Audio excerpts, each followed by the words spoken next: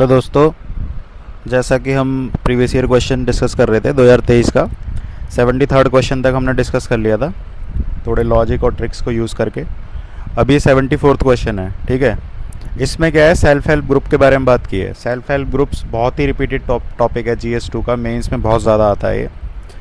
इसमें ये पहली स्टेटमेंट जो है फैक्चुअल स्टेटमेंट है। फैक्चुअल स्टेटमेंट में चांस होते हैं सबसे ज़्यादा गलत करने के, तो यहाँ पे आपको कॉशियस होना है थोड़ा। यहाँ पे स्टेट बैंक ऑफ इंडिया लिख दिया, कुछ और नाम लिख सकता है। किसने बनाया ये? बनाया ये नाबार्ड ने। 90s में आया था ये programme, SHG bank linkage programme. तो उसमें नाबार्ड का रोल था। अब नाबार्ड हटा के SBI करना बहुत आसान है, तो वो कर दिया उसने। तो फैक्चुअल पे आपको सावधान होना है कि गलत करने के सबसे ज़्यादा चांस यहाँ बढ़ते हैं। आपको फैक्चुअली उसको चेक करना है सबसे ज़्यादा।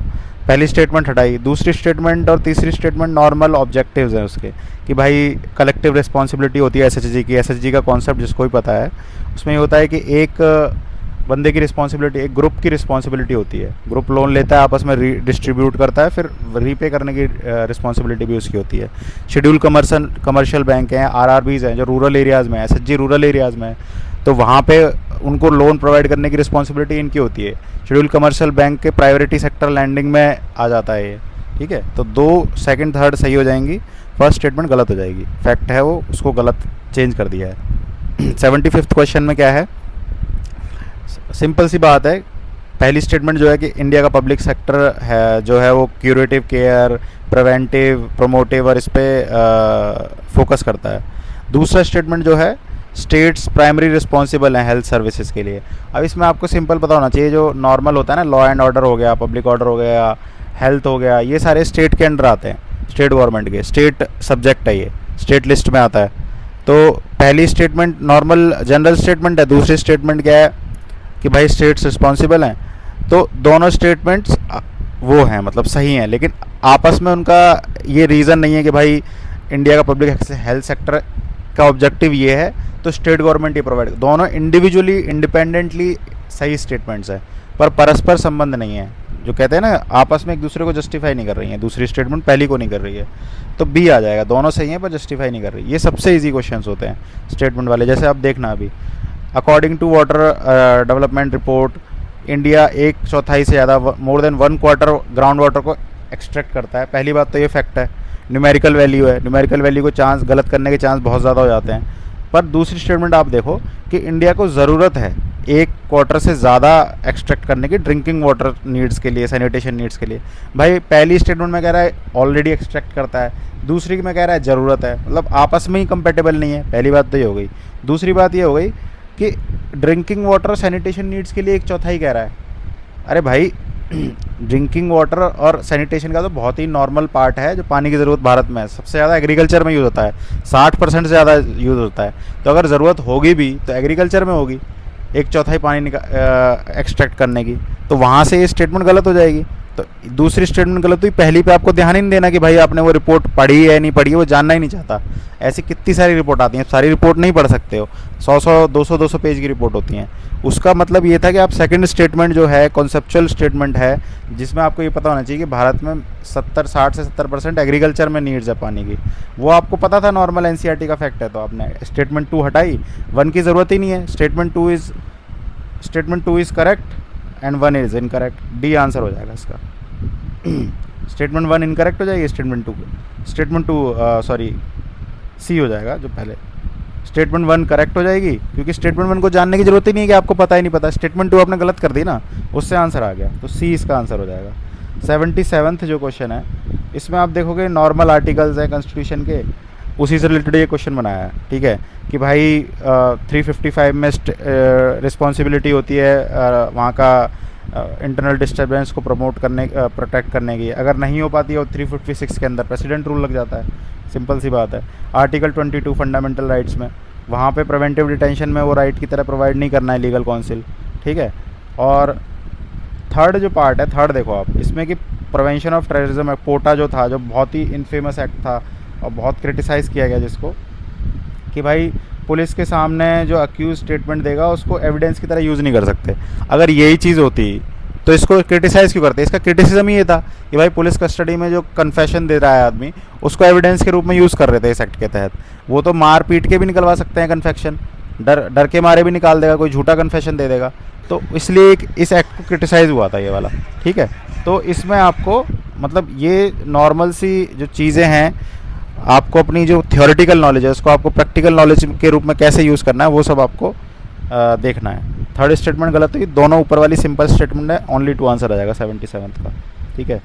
78th का क्या है भाई कि सिविल स्ट्राइक फूड शॉर्टेज के लिए न्यूज़ में है रिसेंट पास्ट में। रिसेंट पास्ट होता है 10 साल। आपने सोमालिया का नाम बहुत सुना होगा पायरेसी के लिए, ठीक है। वहाँ पे फेमाइंस आती रहती हैं, बहुत ज़्यादा फूड की शॉर्टेज है।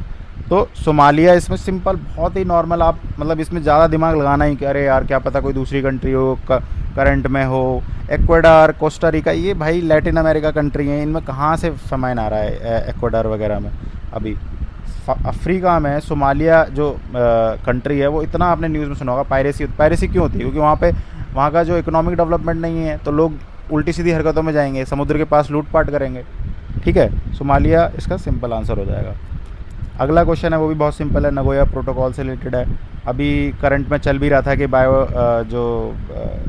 बायोडाइवर्सिटी से रिलेटेड जो कन्वेंशन हुई थी 92 में, उसके अंदर जो प्रोटोकॉल थे, नगोया प्रोटोकॉल का टाइम ख़त्म हो रहा है तो दूसरा प्रोटोकॉल लेके आए हैं वो लोग। अब इसमें क्या है भाई, सिंपल सी बात है कि बीएमसी, अगर बायोडाइवर्सिटी एक्ट 2002 आपने प्रीवियस ईयर के होंगे, इस पर बहुत सवाल आ गए हैं, मेंस में सवाल आ गए हैं, उसी के अंडर बीएमसी बनाई जाती है। तभी मैं कहता हूँ प्रीवियस ईयर का इतना इंपॉर्टेंस क्यों है, ठीक है। अगला क्या है, बायोडाइवर्सिटी मैनेजमेंट का ये ऑब्जेक्टिव है। ऑब्जेक्टिव जो होते हैं ना जनरल, अगर वो आपके सिंपल लॉजिक से डेविएट नहीं करते, सही होते हैं। ब्रॉड व्यू लेके चला करो। कोई भी पॉलिसी, अगर कल को आप सिविल सर्वेंट बनते हो, कोई भी पॉलिसी बनाओगे तो उसका ब्रॉड मल्टी डायमेंशनल पर्सपेक्टिव लेके बनाई जाती है पॉलिसी। तो ऑब्जेक्टिव जितना ज़्यादा ब्रॉड होगा उतना ज़्यादा पॉलिसी कम्प्रिहेंसिव अच्छी होगी। तो बीएमसी का काम ये होता है कि भाई बेनिफिट शेयरिंग ये सब में रोल अदा करना अपने जुरिस्डिक्शन में, सही बात है भाई। उसमें पब्लिक पार्टिसिपेशन वगैरह को बढ़ाना होता है बीएमसी में। लोकल डिसेंट्रलाइजेशन करके, लोकल लेवल पर डेवलपमेंट करके, उनके जो रिसोर्सेज हैं वो कहीं बड़ी बड़ी कंपनी एक्सेस कर लें, उनको शेयर ना दें, एक्सेस बेनिफिट शेयरिंग में काम आए बीएमसी, यही सब काम होते हैं इसके, ठीक है। तो बोथ 1 और 2 हो जाएगा इसका आंसर। 80 क्वेश्चन जो है, ये क्वेश्चन टफ क्वेश्चन था भाई, लेकिन हाँ इसमें एक चीज़ मेरे को समझ में आई, मेरा ये एग्ज़ाम में गलत हुआ था हालांकि, इसमें एक चीज़ समझ में आई मुझे अभी जब मैंने ये रियलाइज़ किया कि भाई इस क्वेश्चन में ये नॉलेज, ऐसे टाइप के क्वेश्चन आ रहे हैं ना जो उनमें नॉलेज तो नहीं जानना चाह रहा है। आगे एक क्वेश्चन और आएगा फ्लैग कोड से रिलेटेड, वो भी मैं बताऊँगा, उसमें भी सेम कॉन्सेप्ट यूज़ होगा कि भाई पहली जो चीज़ है, पहली स्टेटमेंट है, उसमें कंसेप्ट जानना चाह रहा है। फैक्ट्स बहुत कम जानना चाहती है यूपीएससी, बहुत जनरल फैक्ट्स हैं जो पता होने चाहिए, जनरल इन्फॉर्मेशन, एनसीईआरटी की इन्फॉर्मेशन, ठीक है, नॉर्मल पॉलिटी की इन्फॉर्मेशन, इकोनॉमिक्स की इन्फॉर्मेशन, वो जानना चाहते हैं। बट बहुत डीप में, बहुत ज़्यादा फैक्चुअल रटने वाली चीज़ नहीं जानना चाह रहे वो। ये आपको दिमाग में बिठाना होगा, ये एग्जामिनर की साइकोलॉजी दिमाग में बिठानी होगी, तब जाके एलिमिनेशन वगैरह ये लगेगा टेक्निक्स, ठीक है। और आपको मतलब नॉलेज तो सबसे पहले आती है, नॉलेज के बाद में आती हैं सारी चीज़ें। नॉलेज जितनी गेन कर सकते हो उतनी गेन करो, बार बार एनसीईआरटी रिवाइज करो। अब जैसे ये है सिंपल लक्ष्मीकांत का, भाई इलेक्टेड मेंबर्स अलाउड होते हैं, गलत हो गई। नॉमिनेटेड, मतलब आपको टाइम वेस्ट नहीं करना है, द मेंबर्स नॉमिनेटेड, भाई गलत, इलेक्टेड है, हटाओ पहली। दूसरी, higher the seats assembly, higher is the value of vote. MLA का वैल्यू ऑफ वोट का फॉर्मूला जो होता है उसमें पॉपुलेशन स्टेट का और नीचे सीट्स आता है, तो इन्वर्स रिलेशन है, डायरेक्ट रिलेशन नहीं है, तो ये गलत हो गया। अब तीसरी चौथी में फंसे थे लोग कि भाई एमएलए मध्य प्रदेश के ज़्यादा हैं, वैल्यू ऑफ वोट एमएलए की मध्य प्रदेश की ज़्यादा है केरला से। अब ना भाई सबको सारी सीट्स नहीं पता है, सारी असेंबलीज़ की, मध्य प्रदेश की, केरला की, सबको नहीं पता है ना सारी स्टेट की सीट्स, ना पॉपुलेशन रटी पड़ी, फिर उनका रेशियो निकालो, वो इम्पॉसिबल है यार ये, मतलब वो ये जानना ही नहीं चाह रहा है। आप ये देखना, चौथी स्टेटमेंट आप देखो कि सेम स्टेटमेंट है तीसरी की तरह कि पौंडीचेरी की ज़्यादा है अरुणाचल, लेकिन उसमें रीज़न दिया है क्यों ज़्यादा है। तो वो जो फार्मूला मैं बोल रहा था कि ratio of total population to total elective seats, वो फार्मूला उसने बताया कि इस फार्मूले की वजह से ज़्यादा है, यानी कि वो जस्टिफाई कर रहा है कि भाई हाँ ये ज़्यादा है तो क्यों है, वो भी बता दिया। तो बच्चे को ये तो पता होना चाहिए ना कि क्यों है, इसलिए चौथी स्टेटमेंट सही हो जाएगी, क्योंकि नन का तो ऑप्शन है ही नहीं इसमें, तो एक ही स्टेटमेंट बची, बाकी आप गलत करके आ रखे हो, ठीक है। और वैसे भी मैंने बताया था कि वैल्यू ऑफ वोट दो सेम साउंडिंग स्टेटमेंट्स होती हैं, इनमें एक ही सही होती है, ठीक है। थर्ड और फोर्थ में एक ही सही होगी। तो वो वाले लॉजिक भी अगर आप लगाओगे कि वैल्यू ऑफ वोट में से एक ही सही होगी और ओनली वन वाले में देखो कैसे फ़ायदा हो रहा है। ये कंसेप्चुअली आपने कर दिया गलत, ये कंसेप्चुअली गलत कर दिया। अब मैंने आपको बताया था कि द वैल्यू ऑफ वोट इनमें से एक सही होती है सेम साउंडिंग में, तो इनमें से एक सही है, कौन सी सही है ये भी नहीं पता, तब भी ओनली वन मार दो आप, ठीक है। यहाँ पे ये एलिमिनेशन काम आया देखो, है ना। तो ऐसे यूज़ करना है आपको प्रीवियस ईयर क्वेश्चंस में उनका वो पढ़ के। अब ये क्वेश्चन है, इसका क्या मतलब है, मतलब बच्चे सोचेंगे यार कहाँ से पूछ लिया। एनसीईआरटी में साइड में स्निपेट्स रहते हैं, 11वीं 12वीं में भी देखा होगा आपने, बॉक्सेस बने होते हैं, वहाँ पे नाम रहते हैं ये। तो आर्कियोलॉजिकल एक्सकवेशन के लिए जाने जाते हैं। वैसे भी अलेक्जेंडर गनिंगम उसके first archaeological survey of India बना था, उसके फर्स्ट डायरेक्टर थे। अलेक्जेंडर रिया और वॉल्टर एलियट का नाम तो सुना होना चाहिए, एनसीईआरटी में था। आर्कियोलॉजिकल एक्सकवेशन के लिए जाना जाता है। अगर आपने वो सब नहीं सुना है तो आपको ये पता है कि कॉलोनियल टाइम में एक्सकवेशंस बहुत ज़्यादा हो रहे थे।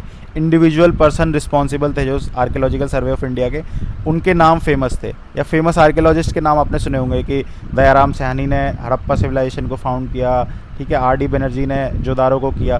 तो ये सारी चीज़ें नाम वहाँ पर आ रहे हैं। आपने कभी रेलवेज़ के लिए, रेलवेज़ का आपने ये पढ़ा होगा कि भाई यहाँ से यहाँ तक कनेक्ट हुई, इस साल में कनेक्ट हुई फर्स्ट रेलवे लाइन, है ना। चर्चेस के बारे में आपने किसी सेंट वेंट का नाम नहीं सुना होगा कॉलोनियल टाइम्स में। जब आप पढ़ रहे हो एनसीईआरटी या वो पढ़ रहे हो तो वहाँ पे ये भी दिमाग लगाओ कि कहाँ हमने क्या सुना था या क्या पढ़ा था बहुत ज़्यादा। अब ये एग्जामिनर कहीं अलग से किताबें पोथी पत्रा तो खोल के लाएगा नहीं, वहीं से पेपर बन रहा है, नॉर्मल जो नॉलेज अवेलेबल है मार्केट में। तो भाई आर्कियोलॉजिकल एक्सकवेशंस के बारे में पता है तो वहाँ से हिंट लेके थोड़ा मार दो वो वाला ऑप्शन, अगर बहुत ज़्यादा डेस्परेट हो। वैसे तो वॉल्टर एलियट के बारे में पता होना चाहिए था, ठीक है। रिपीटेड क्वेश्चन है 82। बेसनगर हेलियोडोरस पिलर होता है विष्णु जी का, ठीक है। तो वहाँ से ये एलिमिनेट करोगे आप। पहली स्टेटमेंट, भाजा कारले चैत्या हैं, बुद्धिस्ट क्राइव श्रेन है, सित्ता नवसल जैन क्राइव श्रेन है। एनसीईआरटी की इन्फॉर्मेशन है, जब भी मैं बोलता हूँ बार बार एनसीईआरटी बेसिक कवर होना चाहिए, लक्ष्मीकांत कवर होना चाहिए, इकोनॉमिक्स के कॉन्सेप्ट कवर होने चाहिए। इकोनॉमिक्स में करंट इंपॉर्टेंट होता है, साइंस एंड टेक में करंट इंपॉर्टेंट होता है, ठीक है। ये सारी चीज़ें आपको पता होनी चाहिए। इन्वायरमेंट में ट्रिक्स प्लस करंट यूज़ होता है, कहाँ से पढ़ना है क्या पढ़ना है वो पता होना चाहिए। इसमें एग्जाम में ये जरूर देखा है कि क्या नहीं पढ़ना है ये पता होना चाहिए, क्योंकि बहुत सारा मटेरियल मार्केट में अवेलेबल है, ठीक है। ओनली 2 आंसर आ जाएगा इसका, बेसनगर हट जाएगा यहाँ से। अब देखो ये वाली चीज़ जो मैं आपको बता रहा था ना, कंपैटिबल स्टेटमेंट्स। 7 अगस्त ये अभी करंट की न्यूज़ थी 2015-15 की, लेकिन कई लोग जैसे नए बच्चे हैं अभी उन्होंने सुना नहीं होगा कि हैंडलूम डे मनाया जाता है। पीसीएस वगैरह की तैयारी करते हैं जो लोग, जैसे मैंने पीसीएस दिए हैं 4 बार, मेंस सिलेक्शन भी हुआ है मेरा एक बार उसमें, तो मैंने ये डे वे मेरे को याद थे तो मेरा सही हो गया ये। लेकिन 7 अगस्त is declared as handloom day. दूसरी स्टेटमेंट देखो, स्वदेशी मूवमेंट लॉन्च हुआ था इस डे को। स्वदेशी मूवमेंट में आपको पता था हैंडलूम, चरखा, स्वदेशी cloth, boycotting of foreign cloth, ये सब चीज़ें हो रही थी। तो ऑब्वियस सी बात है पहला मूवमेंट था तो हो सकता है कि इसी के ऊपर ये डे बना हो, तो दोनों स्टेटमेंट कंपेटेबल है तो उससे ए आ जाएगा अगर आप में इसमें ट्रिक या लॉजिक पे जाओगे तो, ठीक है। 84th क्वेश्चन क्या है, हाँ अब देखो फ्लैग कोड के हिसाब से one of the standard size दे रखा है। फ्लैग कोड के हिसाब से ऐसे कितने साइज़ होंगे भाई। फ्लैग कोड का रेशियो आपको पता है, लेंथ बड़ी होती है, विड्थ छोटी होती है, उसकी हाइट छोटी होती है, ठीक है। तो उसका रेशियो आपको पता होना चाहिए जो कि एनसीईआरटी में दिया हुआ है। आपको नॉर्मल जो लोग ल्यूसेंट वगैरह जी के पढ़ते हैं, बिल्कुल बेसिक तैयारी, उनको भी पता है 3:2 होता है। लेंथ बड़ी होती है, लेंथ मतलब 3 में होगी, और विड्थ या हाइट है वो 2 में होगी, 3:2 में होता है भाई, ठीक है। तो वो आपको पता होना चाहिए। अब भाई वो सेकंड स्टेटमेंट में आपको पता है, पहली वाली स्टेटमेंट में मैं बता रहा हूँ ना, वो फैक्ट नहीं जानना चाह रहा है ऐसे कितने साइज होंगे। तो न्यूमेरिकल वैल्यू है, नंबर्स ज़्यादातर होता है, नंबर्स फैक्ट इनको गलत करने की टेंडेंसी होती है, तो उससे एलिमिनेट करोगे। Statement 1 is incorrect, 2 is correct. 2 आपको पता होना चाहिए। 1 में यार वही पुराना प्रीवियस ईयर का ट्रेंड चलेगा कि भाई वो अगर ये जानना चाह रहा है कि सारे साइज़ फ्लैग कोड के पता होना चाहिए, तो भाई बहुत ही लॉजिकल चीज़ है ये, किसी को भी नहीं पता होगा, कोई भी फन्ने खां हो। तो सिंपल इसमें ये लगेगा कि भाई न्यूमेरिकल वैल्यू है, फैक्चुअल है, तो गलत होगी ये स्टेटमेंट। ज़्यादातर यूपीएससी की टेंडेंसी ये होती है, तो पहली वाली गलत हो जाएगी, दूसरी वाली आपको पता ही होगी, सही है, डी आंसर आ जाएगा। 84th क्वेश्चन तक हमने डिस्कस कर लिया है, ठीक है। आगे 85th क्वेश्चन जो है, इसमें वही सिंपल भाई 26 नवंबर को कॉन्स्टिट्यूशन डे मनाया जाता है, पता ही है आपको, बहुत फेमस चीज़ है ये। 26 नवंबर को ड्राफ्टिंग कमेटी, 26 नवंबर को अडॉप्ट हुआ था इसलिए मनाया जाता है। ड्राफ्टिंग कमेटी तो बिल्कुल स्टार्टिंग में बनाएंगे ना, 47 में बना दी, वो कॉन्स्टिट्यूशन बनाएगी, उसका प्रॉपर ड्राफ्ट प्रिपेयर करेंगे, डिबेट्स होंगी, उसके बाद ड्राफ्ट प्रिपेयर होगा। 49 में तो सब बन के तैयार था। तो एक स्टेटमेंट गलत है, उससे आंसर आ गया, दूसरी ज़रूरत ही नहीं है। अब जैसे इसमें देखो कुछ कुछ लाइंस ऐसी होती है, मोस्ट, सम, फ्यू, ये ज़्यादा चीज़ें ज़्यादा प्रोबेबिलिटी दिखाती हैं। जहाँ पे भी प्रोबेबिलिटी आती है कैन बी, वहाँ पे स्टेटमेंट सही होती है। फैक्ट्स में आपको कॉशियस होना है। दूसरी स्टेटमेंट है सेकंड लार्जेस्ट रिजर्व है गोल्ड का भाई। सेकंड लार्जेस्ट रिजर्व कैसे है? हमने तो कभी नाम नहीं सुना स्विट्ज़रलैंड का भाई। जब भी हमने पढ़ा है, हमने साउथ अफ्रीका की गोल्ड माइंस के बारे में पढ़ा है, रशिया के बारे में पढ़ा है, यूएस के बारे में पढ़ा है। स्विट्ज़रलैंड छोटी सी कंट्री है यूरोप में, कहाँ से सुना है? नहीं सुना भाई। फैक्ट है, सेकंड न्यूमेरिकल वैल्यू है, बिल्कुल एकदम मुझे नहीं लगता कि वो ये चाह रहा है कि आपको टॉप 3 या टॉप 5 तक पता हो कि कौन से लार्जेस्ट रिजर्व्स हैं किस कंट्री में। भाई गोल्ड के बारे में आपको पता है कि गोल्ड कहाँ कहाँ मिलता है, आपने वो माइंस के नाम सुने हुए हैं, तो वहाँ से वो गलत है स्विट्ज़रलैंड। सेकंड स्टेटमेंट उठाओ, आंसर आ जाएगा। 87वां क्वेश्चन जो है, अब ये कोई ऑर्गेनाइजेशन दे देंगे, कोई भी ऑर्गेनाइजेशन रैंडम हर साल ले आते हैं, जो कितना भी आप पढ़ लो आपने नाम नहीं सुने होंगे, कितनी भी आप PT65 कोई भी मैगजीन पढ़ लो, ऐसी ऑर्गेनाइजेशन होती हैं ये। अब लेकिन ये हिंट देते हैं। दूसरी स्टेटमेंट देखो, USA और EU क्लेम कर रहे हैं कि इस ऑर्गेनाइजेशन के थ्रू वो फिजिकल प्रोडक्टिविटी और टेक्नोलॉजिकल प्रोग्रेस को अपने अंडर ले आएंगे। Is it possible? मतलब इतना इलॉजिकल स्टेटमेंट है यार ये। ऐसा हो सकता है? Is there any country who can bring technological progress and productivity under their control? Plus Europe and USA are liberal countries, है ना। तो ये जो अंडर कंट्रोल, स्टेट कंट्रोल वाली चीज़ें, ये कम्युनिस्ट कंट्री बात करते हैं। तो सी पहला, दूसरा स्टेटमेंट गलत है। पहले के बारे में आपको कभी सुना भी नहीं होगा ना आपने, काउंसिल क्या है, आपको ज़रूरत भी नहीं है, वो जानना ही नहीं चाह रहा। आपको सेकंड चीज़ पता होनी चाहिए, एक लॉजिक, कॉमन सेंस पता होना चाहिए आपको। तो सी आंसर आ जाएगा। डी का क्या है भाई? ट्रेड के बारे में पता है, ग्लोबल ट्रेड आपको इंडिया का 2% से कम है, 2% के लगभग है, तो वहाँ से आ जाएगा भाई। इकोनॉमिक्स का बहुत ही बेसिक फैक्ट है। पहली स्टेटमेंट गलत हुई, दूसरी डी आंसर आ जाएगा। आगे के क्वेश्चंस हम डिस्कस करेंगे। और हाँ, आगे से मैं ये स्टार्ट करूँगा कि जो न्यूज़पेपर हैं, जितने भी न्यूज़पेपर आते हैं, तो मेरे पास थोड़ा टाइम है, तो मैं क्या करूँगा कि सारे न्यूज़पेपर में जो इंपॉर्टेंट आर्टिकल्स हैं उनका एक वीडियो बनाया करूँगा, तो वो भी मैं डाला करूँगा। एडिटोरियल में क्या पढ़ना है, क्या इंपॉर्टेंट है, या फिर जो न्यूज़पेपर में जो न्यूज़ आ रही है उसमें क्या इंपॉर्टेंट है, PCS के लिए या CAPF के लिए, UPSC प्रीलिम्स के लिए क्या इंपॉर्टेंट है ना।